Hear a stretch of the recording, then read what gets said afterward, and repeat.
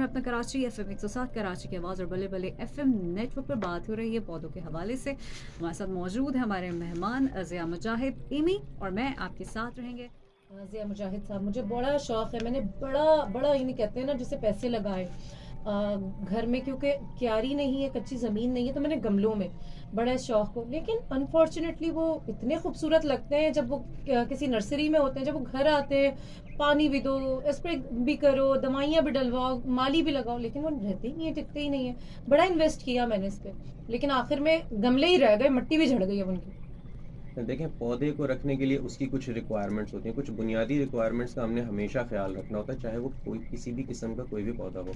Number 1, उसको proper 6 से 8 घंटे की सनलाइट जैसे नेचर में उसको मिलती है, आपने घर में भी वो प्रोवाइड करनी है। दूसरे नंबर पे आपने उसके पानी का ख्याल रखना है। अच्छा, लोगों का आम तौर पर जो एक रुझान ये होता है, लोग ये समझते हैं कि अगर हम पौधे को जितना ज़्यादा पानी डालेंगे पौधा उतना ज़्यादा अच्छा ग्रो करेगा। ऐसा नहीं होता। जब हमें प्यास लगती है तो हम बवक्ते ज़रूरत पानी पीते हैं, हम हर वक्त पानी नहीं पीते। तो पौधे की भी एक ज़रूरत होती है। कहते हैं बस मिट्टी उसकी गीली रहनी चाहिए, नम रहनी चाहिए। ऐसा नहीं, अच्छा? ऐसा नहीं है। मुझे माली ने बताया था। देखें, इसका गलत बता गया वो आपको। एक बड़ा मशहूर मकौला है इसका, water well when dry well. आपने सरफेस देखनी है, जब वो सूख जाए तो फिर आपने उसको पानी देना है, और फिर इतना देना है कि उसका ड्रेनेज होल से पानी निकलना शुरू हो जाए, एक्सेसिव वाटर निकल जाए, जितना उसको चाहिए वो जितना कर ले, वो उसमें वहाँ पे रिटेन हो जाएगा। और फिर पौधे को आपने नेक्स्ट पानी उस वक्त देना है जब मिट्टी की सरफेस आपको ड्राई नजर आए। ठीक है, वो चाहे सुबह से शाम में हो, वो चाहे 3 दिन के बाद हो या 1 हफ्ते के बाद हो, जब सूखेगा तभी पानी देना है दूसरी बार। जबरदस्त। अच्छा, तो वो मुझ जैसे जो बहुत सारे लोग हैं जो पौधे रखने का शौक रखते हैं, फिर डरते हैं कि मच्छर भी आएंगे, धूप ज्यादा लग गई तो जल जाएंगे।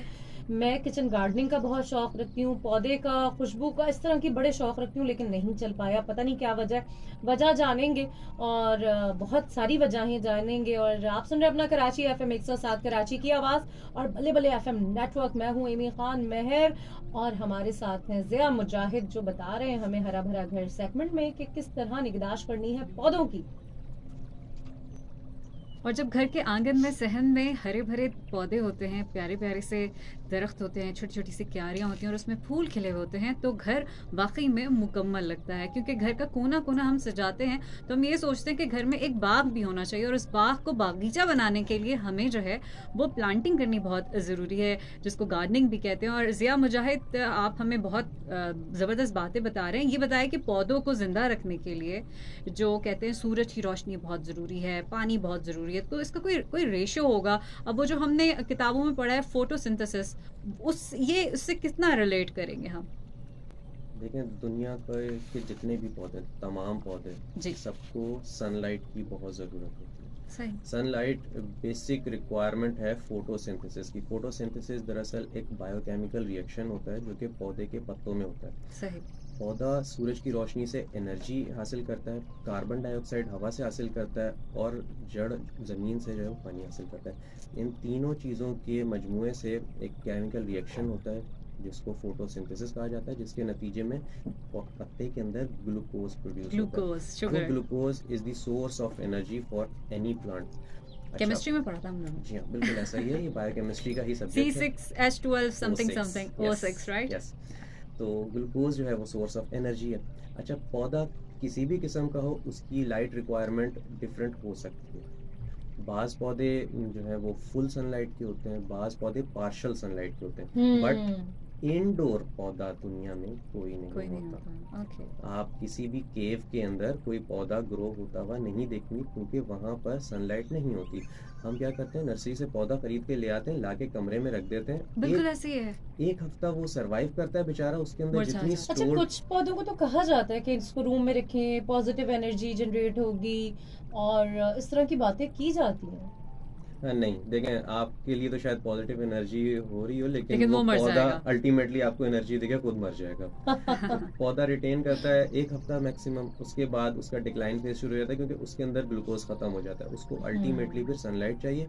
ये हो सकता है कि आप अल्टरनेट उसको जो है चेंज ओवर करते रहे। 1 हफ्ता अगर आपने सनलाइट में रखा है तो 1 हफ्ता आप उसको रूम में रख सकते हैं, देन उसको आपने दोबारा सनलाइट में करना है। हाँ, यानी कि वो अपने इतना स्टोरेज कर ले एनर्जी कि वो आराम से सर्वाइवल पौधे का भी हो सके। जी हाँ। अच्छा, इंडोर पौधे जो नर्सरी वाले आमतौर पर कहते हैं कि ये इस कमरे में रहने वाला पौधा, और हम देखते हैं अमूमन के ऑफिसेज में, बैंक्स के अंदर खास तौर पे पत्ते होते हैं, वो शिफ्ट करते रहते हैं, वो चेंज करते रहते हैं। आपको हर मर्तबा ज़रूरी नहीं कि वही पौधा नज़र आ रहा हो, वो चेंज ओवर हो जाता है। अच्छा। तो आप घरों में भी ऐसा कर सकते हैं, एक्स्ट्रा प्लांट्स रखें जिनको आपने सनलाइट देनी है, एंड देन आपने जब उसको होम डेकोर के लिए अंदर रखना है तो आप उनको अंदर रख दें और अंदर वाले पौधों को बाहर रख दें। तो सही। इस तरह आप जो है घर में भी ये शौक पूरा कर सकते हैं। अच्छा, जैसे कि अभी एमी ने कहा उनका तो एक्सपीरियंस है कि उन्होंने घर में रखने की कोशिश की, सारा कुछ किया एफर्ट, तो कहाँ पर लैकिंग रह गई कि वो एक पौधा जो है वो लंबे टाइम तक सरवाइव नहीं कर सका हमारे साथ?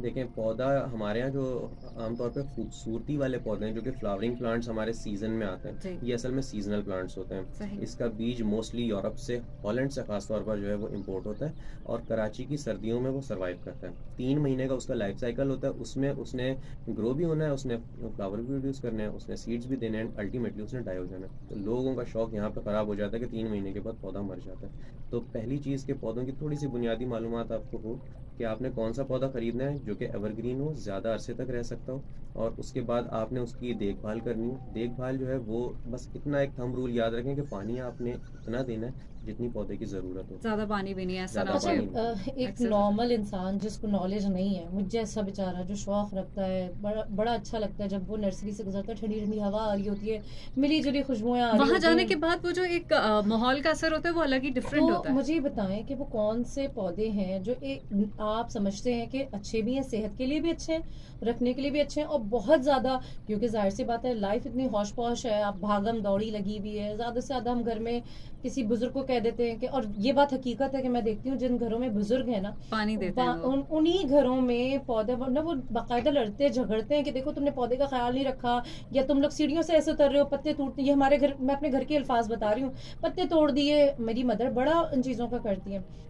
तो आप मुझे बताएं कि हम जैसे लोग जो हैं, जो बस इधर भागे उधर भागे, वो कौन से ऐसे पौधे हैं जो अपनी ज़िंदगी में रख सकते हैं, ख्याल रखना भी इजी है, लाइफ में भी वो अच्छे लगेंगे? कौन सी ऐसी हैं जो जाएं और ले ले, आराम से मिल जाएंगे और इजीली उसको मेंटेन कर सकते हैं? देखें, शहर कराची के अंदर जो अब बिल्डिंग्स का जाल बन गया है, तो हमारे यहाँ सूरज की रोशनी की कमी है, तो हमने ऐसे पौधे सिलेक्ट करने हैं जिनको सूरज की रिक्वायरमेंट रोशनी की कम हो। इसमें नंबर 1 पे हमारी मोस्ट कॉमन मनी प्लांट, जिसके बारे में एक मिथ है कि अगर उसको चोरी करके लगाया जाए तो वो चलती है। क्या वैसे ऐसा वो है? नहीं कभी चलती। आपने ऐसा किया? ऐसा कुछ नहीं, ऐसा अ- कुछ नहीं। अच्छा, आपके आसपास आपके जो फेलोज हैं उन्होंने कभी किया और उन पे वाकई कोई पॉजिटिव जबरदस्त उनको एक लोग कहते हैं कि रिजल्ट ऐसा मिला? होता है, लेकिन ऐसा हरगिज नहीं है। यानी कि अब ऐसा नहीं हो सकता, मतलब मनी प्लांट तो हम उसको माइनस कर दें। मनी प्लांट आप लगाएं, मनी प्लांट खरीद के लगाएं, चोरी करके ना लगाएं। तो फिर पैसे कैसे आएंगे? पैसे कैसे आएंगे? पैसे दूसरों के चोरी पड़ोसियों के करके पैसे कैसे लगाने में आएंगे? मजा अलग है वैसे। वैसे मैं आपको बताऊं कि ये बचपन की आज बात खुल रही कार्रवाई है कि अक्सर हमारा जो एक ग्रुप था उसमें ये था कि वो क्या बताएं, दूसरी जो बता दे। नर्सरी होती थी उसमें बड़ा अच्छा लगता था, पौधे पौधे, और शौक भी था, वहां से चोरी कर ली। वहां से चोरी भी कर ली और अपनी गली सजा दी। वाह, मतलब ऐसा उनको था। बता भी दिया। आखिर में पकड़े भी गए। अच्छा। वहां से आहिस्ता आहिस्ता गमले गायब होते रहे। अच्छा लगता था, खूबसूरत लगता था, और आंखों को मतलब वो जो ठंडा। रेत दिख रही है ना आजकल हर जगह, चाहे वो इंसान हो, चाहे वो अखलाक हो, चाहे वो जबान हो, वो जरूरी है नेचर से कनेक्ट होना। और नेचर से True. कनेक्ट हम तभी होंगे।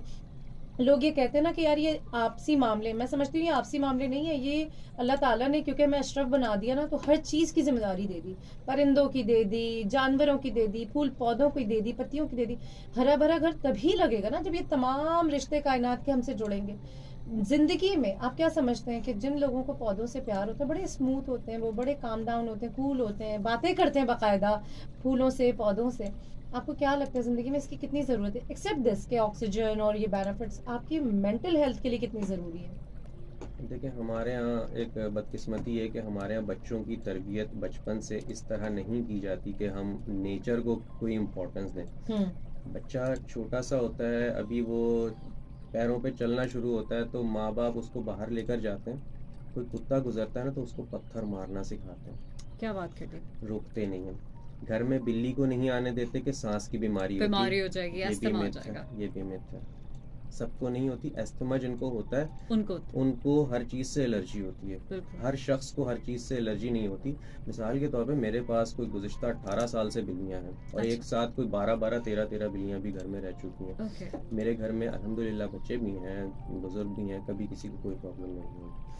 अच्छा, घर में बचपन में चूजे पालने की भी बड़ी अहमियत है। छोटे हाँ, छोटे मैंने चूजे। पाले। हाँ, मैंने बहुत पाले हैं और उनकी मैंने कब्रें भी बनाई हैं। बिल्ली ले जाती थी मुंह में रख के तो कब्रें बनी नहीं पाई। मेरे तो नहीं चूजे के नहीं, साथ ऐसे ही हमारे हुआ तो मर हमेशा। जाते थे और रोज देखते थे कब्र हिली तो नहीं इसकी। अपार्टमेंट की बिल्ली आती थी और चूजा पकड़ा और वो ले गई तो वो बेचारा मिला ही नहीं फिर। यार क्या बचपन जो है ना यार, कसम से बस याद आ गया। इसकी भी बड़ी अहमियत है कि बचपन से अगर आपने रहमदिली सिखानी है अपने बच्चों को, उनको चूजे लेकर दें। लेके दे। घर में चिड़ियाँ रखें, तोते ओह। रखें, तो ये माहौल, ये ट्रेंड हमारे यहाँ ख़त्म होते जा रहे हैं। अब हम बिल्कुल। एक्सपेंसिव पेट्स की तरफ तो बढ़ गए हैं, बेसिक्स हमें नहीं पता। अच्छा पता है, और वो जो एक पार्किंग एरिया होता है उसमें भी अब ये कॉन्सेप्ट खत्म हो रहा है। गाड़ी पार्क होगी, नई नई जगह घिर जाएगी। लोगों का ये भी कॉन्सेप्ट है कि नहीं यार बस हमारे लिए चीज होनी चाहिए। तो लोग मटेरियल चीजों की तरफ ज्यादा बढ़ गए हैं, नेचर से दूर हो गए हैं, एनिमल से दूर हो गए हैं। मेंटल हेल्थ की बात हो रही थी कि पौधे कितनी ज़रूरी है मेंटल हेल्थ के लिए। वहाँ पे आप मुझे बताएं कि वाकई कि हमारी ज़िंदगी में एक्सेप्ट दिस कि हम उनसे कोई फ़ायदा उठाएं, स्पेसिफिकली मेंटल हेल्थ, क्योंकि बड़ा आजकल सब कुछ होते हुए भी बड़ी तन्हाई है, बड़ी वीरानियत है।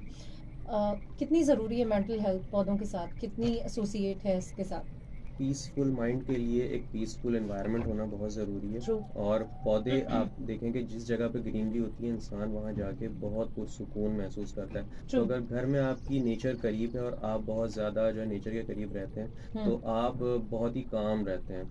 अच्छा, इसी तरह एक्वेरियम्स के बारे में भी कहा जाता है कि वो ब्लड प्रेशर जो है वो नॉर्मल रखता है, क्योंकि मछलियों की एक नेचुरल मूवमेंट और पानी के अंदर बबल्स और वो Wow, साउंड जो है beautiful. वो इंसान को बहुत ही रिलैक्स रखता है। सूथिंग हम मटीरियलिस्टिक हो गए, जैसे कि कहा कि मटीरियलिस्टिक जो है वो ये ज़िंदगी जो है हमारे लिए नुकसानदेह है। एग्जैक्टली ये ज़िंदगी हमारे लिए बहुत नुकसानदेह है। अगर हम अपने आसपास जो नेचर मौजूद है, एनिमल्स मौजूद हैं, उनसे मोहब्बत नहीं करते, उनके साथ हमदर्दी नहीं करते, तो यकीन जानिए आपके साथ भी कोई मोहब्बत और कोई हमदर्दी नहीं करेगा, क्योंकि ये गिव एंड टेक है।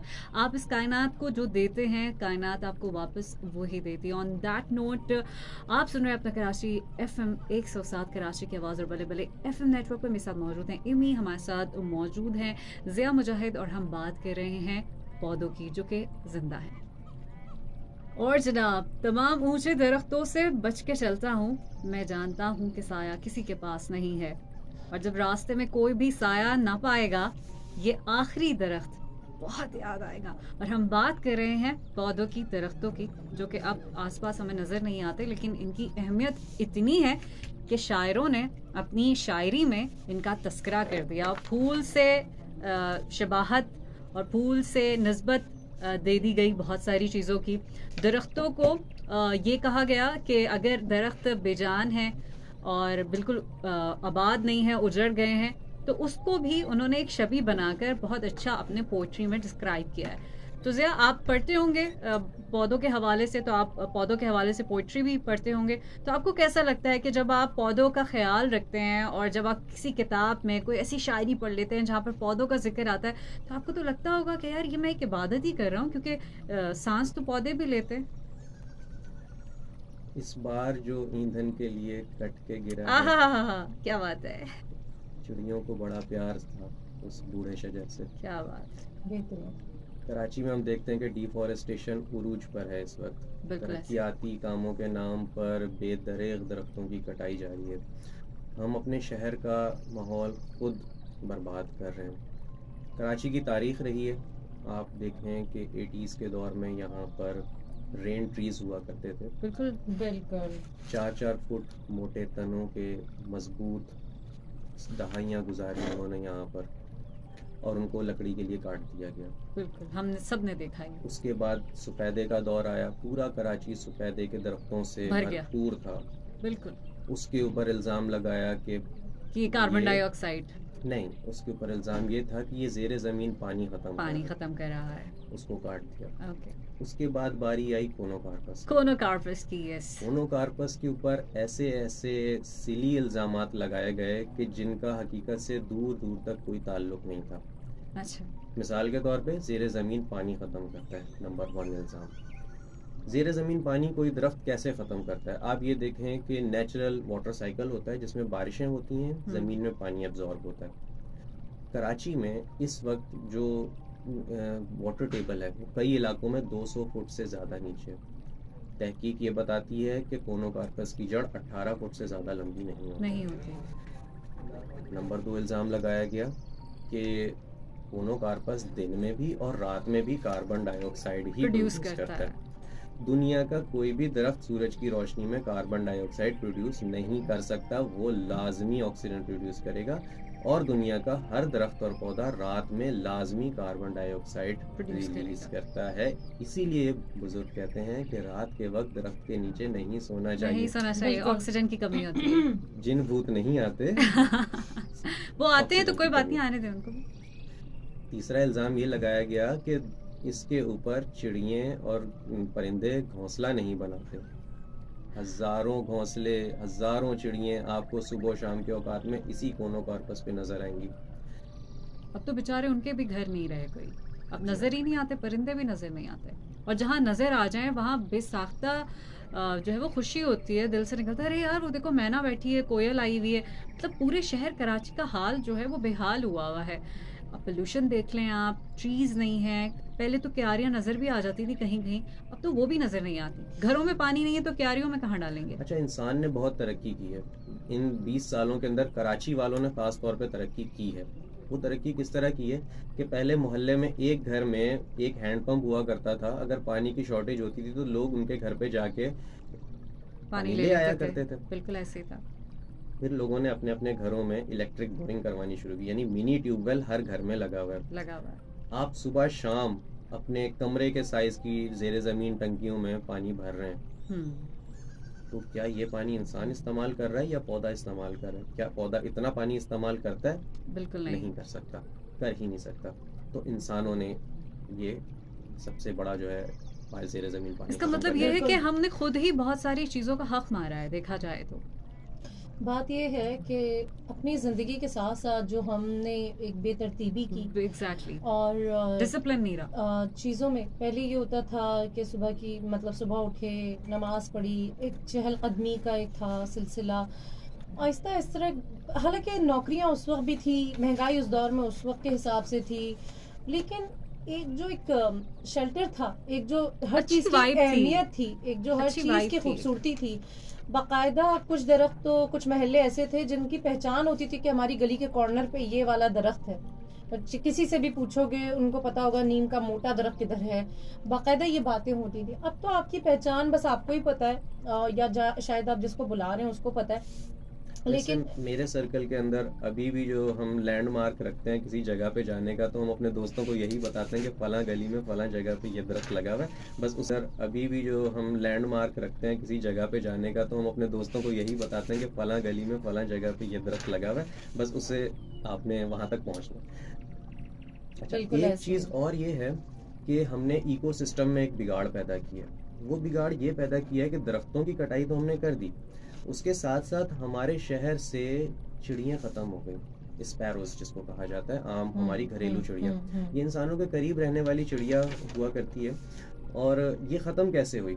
इससे पहले हमने कबूतरों को इंट्रोड्यूस कराया। पहले हम सिर्फ इंग्लिश मूवीज में देखते थे कि यूरोप में कबूतर चुरंगियां होती हैं और वहाँ पे मैदानों में लोग कबूतर रखते हैं, जंगली कबूतर होते हैं। हमने अपनी चुरंगियों चौराहों के ऊपर मनों के हिसाब से दाना देना शुरू कर दिया सवाब के नाम पे। आप ये याद रखें कि अल्लाह ताला ने सवाब कमाना इतना आसान नहीं रखा कि आपने 10 रुपए का बाजरा सुबह जाते हुए कबूतरों को दे दिया। अल्लाह ने रिस्क का इंतजाम सबका रखा है। हमने कबूतरों की आबादी बढ़ा दी, उसकी वजह से कराची के अंदर चिड़ियों के रहने की जगह कम हो गई क्योंकि उनकी उन जगहों पे कबूतरों ने कब्जा कर लिया। नंबर 2, कबूतरों के शिकारी परिंदे वो इस इलाके में बहुत ज्यादा तादाद में आ गए। हमने कचरा प्रोड्यूस करना शुरू कर दिया और बेदरेग हम अपने ग़िज़ा का एक बहुत बड़ा हिस्सा वेस्ट करते हैं। हर रोज हम खाना जो है फेंक रहे होते हैं। उसकी वजह से आवारा कुत्तों की तादाद में इजाफा हो गया क्योंकि हम उनको फ्री फूड दे रहे हैं। हम जब तक ये अमल करते रहेंगे हमारा इन्वायरमेंट बदतरीन होता चला जाएगा। बिल्कुल। अच्छा, ज़िया मुजाहिद साहब, मुझे ये बताएं कि मैंने देखा, पढ़ा, और आज मैं आपसे पूछ रही हूँ क्योंकि आपका जो शुबा, जिस तरह आप बात कर रहे हैं, नॉलेज, इन्फॉर्मेशन, उसमें ज़रूर है कि जो तहकीक हमारे पास है वो कितनी ऑथेंटिक है। दुनिया ने तरक्की की, आपने बताया जिस तरह के हमने अपनी ग़िज़ाओं को ज़ाया करना शुरू किया, हमने उनको बाहर, लोगों ने ऐसा भी किया कि जो फल सब्जियां हम खाते थे उनके छिलकों से खाद बनानी शुरू की, यानी उनको उनसे फ़ायदा पहुंचाना और पहुंचना शुरू करवा दिया कि ताकि वो भी वेस्टेज में ना आए, खाद बने और वो इतनी स्ट्रॉन्ग हो कि बाकायदा उसके लिए एक रिसर्च हुई और ये बात वाज़े हुई, सामने हुई। हमारे यहाँ कोई इस तरह का सिलसिला, अगर मैं रिसाइकिल करना चीज़ों को, हम पौधों में लगाना, मतलब वो चीज़ जो हमने खाई है, उसकी बीजें, उसके छिलके, उसके पील, यानी सारी चीज़ें जो हैं वो खाद की सूरत में हमारे पास आ रही हैं, तो कैसे, किस तरह, और हम बीइंग अ पाकिस्तानी हम यहाँ पे किस तरह काम कर रहे हैं, इस सिलसिले में कुछ है?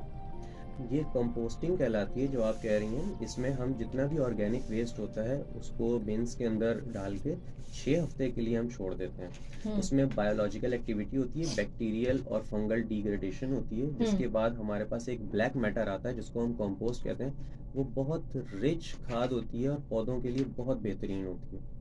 ठीक है, तो ये हमारे पास है, ये सिलसिला कुछ इस तरह की चीजें हैं? जी हाँ, जो लोग किचन गार्डनिंग करते हैं वो कंपोस्टिंग भी करते हैं, खुद ही कर रहे होते जी हाँ, हैं। वो खुद ही कर रहे होते हैं। कमर्शियली हमारे यहाँ अभी इतनी ज़्यादा जो है अवेयरनेस नहीं है।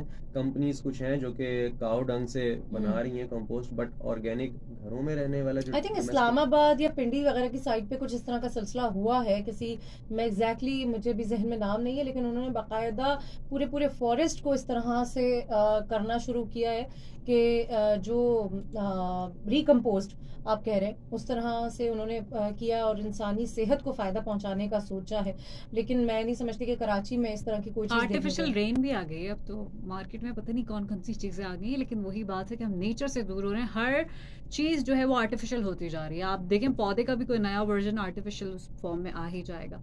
ऑन दैट नोट, आप सुन रहे हैं अपना कराची FM 107 कराची की आवाज़ और बल्ले बल्ले FM नेटवर्क पर बात हो रही है पौधों के हवाले से। हमारे साथ मौजूद है हमारे मेहमान ज़िया मुजाहिद, एमी और मैं आपके साथ रहेंगे।